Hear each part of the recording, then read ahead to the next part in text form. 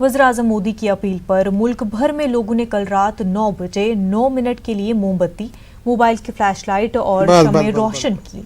Corona virus के खिलाफ जंग में इत्तेहाद का सबूत दिया गया। वहीं मुल्क भर से ऐसी तस्वीरें सामने आई जिनमें लोगों को चिराग, मोमबत्ती, मोबाइल की फ्लैशलाइट वगैरह जलाते हुए देखा गया। इस दौरान सदर जमहूरिया रामनाथ कोविंद, वज़ीर-ए-आज़म नरेंद्र मोदी, वज़ीर दाखिला अमित शाह और मरकजी वज़ीर दिफा राजनाथ सिंह समेत कई अहम शख्सियात की तस्वीरें भी शम्मा रोशन करते हुए सामने आई। वज़ीर-ए-आज़म ने अपनी तस्वीरें ट्विटर पर भी शेयर की। बता दें कि वज़ीर-ए-आज़म नरेंद्र मोदी ने गुज़िश्ता जुम्मे को बाशिंदगाने वतन से अपील की थी कि वो 5 अप्रैल को रात 9 बजे 9 मिनट के लिए अपने घरों की बालकनी में खड़े रहकर मोमबत्ती, शम्मा, टॉर्च या मोबाइल की फ्लैशलाइट जलाएं। उन्होंने इस दौरान लोगों से अपने घर की लाइटें बंद रखने की गुजारिश भी की।